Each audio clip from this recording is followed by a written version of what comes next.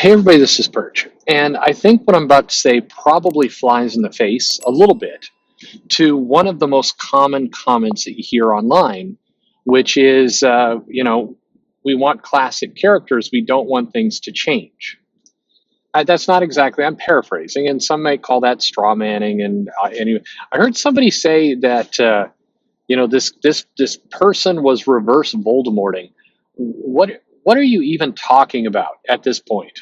First of all, if you're using the word Voldemort and you're not either reviewing or reading Harry Potter, you sound like a tool already. But reverse Voldemorting, like, okay, come on. I don't want to be that guy, old guy, complaining about them. But Jesus, okay. Anyway, but I acknowledge. Um, no, comic fans aren't saying don't change. I think comic fans are, in many cases, are saying, we want the classic stories. We want the characters we grew up with. We want them recognized, acknowledged, and at least their identities respected. And I think this is one of the things that um, is misunderstood quite a lot, because when people say things like, hey, I want the characters to be respected like they were when I grew up, the response is, oh, so you never want them to change. And of course, people want them to change. And look at the character of Spider Man. All right. So Peter Parker starts out, in high school, goes to college, gets a job. We get lots of different aspects to his life. And some of the powerful moments, and somebody's been posting little panels from Spider-Man, and we get things like how J. Jonah Jameson, even though he was kind of rough at Peter, was felt bad for him because he knew that his uncle had died, and he was growing up on kind of hard luck and other things, and we saw Peter evolve.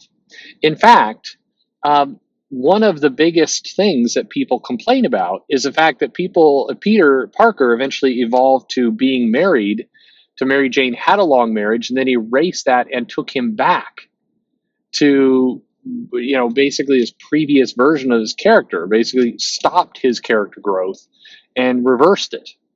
And there was a lot of comments at the time, from Quesada and from others, kind of really talking up this idea of what people really want is the classic down on his luck, Parker.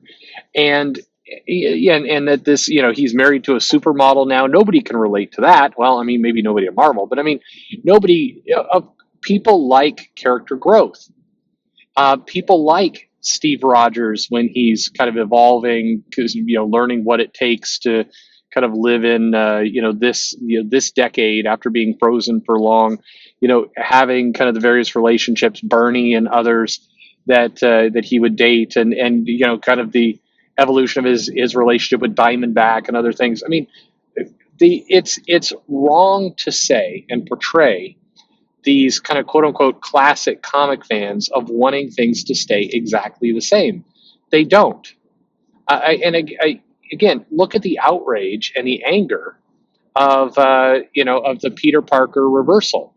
I think that's been misconstrued of, oh, people just wanted that marriage to stay the same. No, Peter was on a growth path. You took Peter back to have him be exactly the same at a previous point in his life. You did a game reset, basically.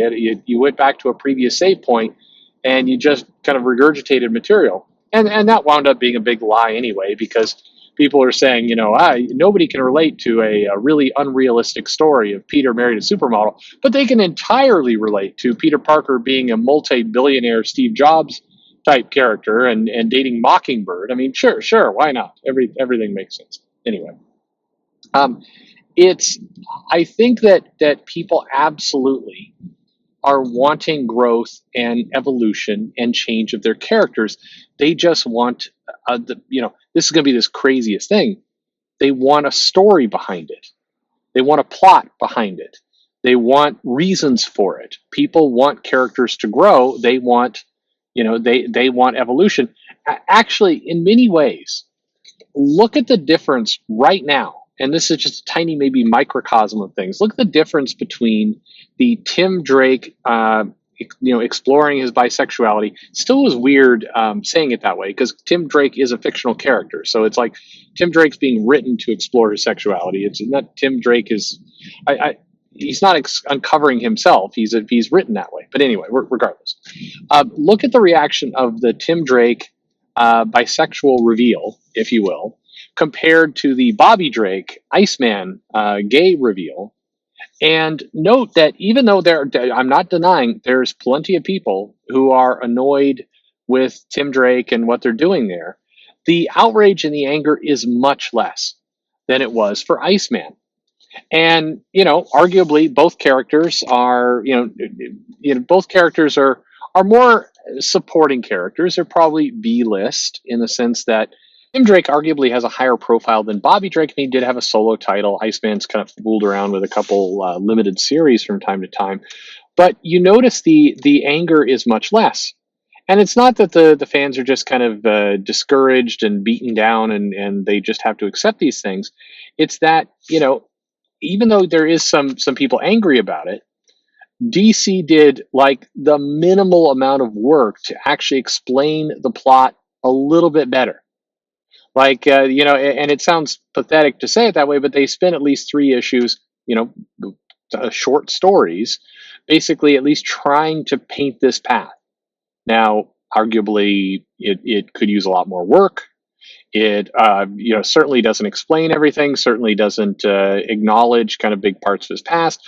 But the Tim Drake reveal didn't fully treat the customers, the fans, the people who've been following around like idiots. They did at least make an attempt to say, hey, he's thinking about things. He's at a conflict in his life. He's trying to understand what's going on. You're on a little bit of this journey with him, and he's working things together. Whereas the Bobby Drake reveal was done over 4 panels, not even pages, just panels of a Jean Grey. Hey, Bobby, you're gay. No lead up to this. No previous hints in pages. Just here you go. And then later, Marvel tried to retcon by saying, no, there's always some signs. See, we'll just ignore all these signs where he's in a committed relationship with Opal. But, there are all these little, fan fiction-y kind of ways you could read into panels. See, it was always there. And what it presents to us a little bit is that fans, even in these kind of more extreme examples, if you're willing to take them along for the ride, if you're willing to kind of walk through how these characters are going to change, shape, and evolve, if you're willing to do the work to kind of paint these stories, they typically go along with you. They might not like everything. I mean, comic fans, comic customers will always complain about something, but generally they're interested in taking that journey with you. Whereas if you just spring something on them, they do not. Another example in Children of the Atom #6. There's been this kind of love triangle kind of situation. The girl loves the other girl. The girl is after this guy. Maybe she's not. Nobody's quite sure and what's going on. And in the final issue, they do a page where basically the girl's like, well, maybe I'm interested. And then like a page later, they're making out. And it is jarring, not because of the behavior that's going on. I think people misidentify it as, oh, they're doing LGBTQ type content and that's getting people upset. It's less that. It's more the people are coming to comics and they actually, as it turns out, they do like to read. They like to go along for the story. And what they don't like is when you basically take away that character development, that growth, that plot, that evolution of a character, and instead you just tell them that things are changing.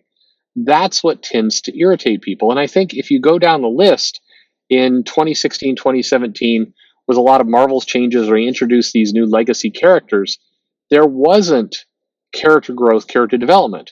Look at the growth of Rhodey into Iron Man from Tony versus Riri from Tony. Now, Riri, at least they kind of spent a couple, 2 issues or so, kind of building up to this point. But there was almost nothing. They jammed that character in as fast as they possibly could. The same thing is true with a lot of the characters. But if you go down the list, look at the ones that took better. Miles Morales took better. They spent more time building up Miles Morales. Even though I know she's a lot of people dislike her, Kamala Khan, Miss Marvel, did work better because they spent more effort actually building up that character and explaining what that character could do. I The ones that always tank or do poorly are the ones that come out of nowhere. The Amadeus Cho is now the Hulk version. Again, came very just and again a jarring kind of shift. The immense shift of, if you look at America Chavez when she's first introduced in what was it that is that Dark Reign book? I always forget the title of it. Anyway, when America Chavez was introduced, you take that and then you go to kind of how she was written in Young Avengers and how she was written in her title. It's like when they started the America Chavez solo title, and they're like, she comes from a parallel dimension with a Sotomayor College and all. Like, it basically stole the character growth and the development and the change away from the readers, and then just told you, hey, here's new status quo, here's what you're going to get. And then the readers rebel, and then the publisher's like, how in the world did this happen? Nobody understands. That's the problem. If you're going to shake things up, like comics have, one of the comics I enjoy that did do this kind of jarring shift was the Legion of Superheroes when they did the 5 years later, or whatever. I think it was 5 years later.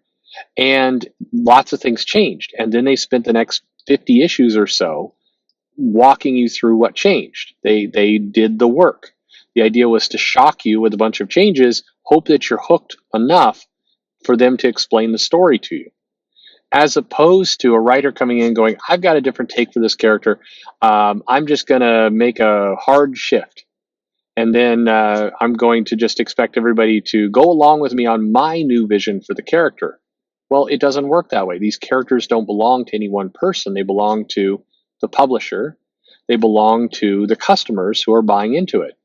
And I know that's a controversial statement, but I think it's true. If you are buying this comic for decades, you're invested in this character. You have invested in the character. To some extent, you own it. Not own it in the way that people think about ownership and rights. Obviously, the Marvel or DC owns the character, but you own a little bit of that character's journey because you've been along for it. And so I don't think it takes much, honestly, to please comic fans. And again, I know it's a weird analogy, but if you just look at the reaction between Iceman and Tim Drake, there was not even close to the same amount of irritation with Tim Drake. And I think at least part of that's because they did the bare minimum. It was still the bare minimum, but at least it was something to kind of explain where they were going. And that, comic fans are happy with change. Honestly, I think they're okay with it. I think that they can accept it. I think that they actually desire it. Looking at that Spider-Man example earlier, when they reverted the character back to just do the same thing over and over again and blow up that change, people got mad. Comic fans do like to have things evolve, but they like to be along with the journey. And the crazy part is, this is where I think a lot of comic publishers should be thrilled, because comic customers saying they would prefer to be along on the journey to see the change, to see the growth, see the evolution of these characters, are basically telling you, hey, we want to keep giving you our money for this process because we have to buy into this thing. So please take our money so we can be along for this journey. Why would you steal that from them? And why wouldn't you take their money? Anyway, just a different way of looking at things. Hope that makes sense. Thanks for listening.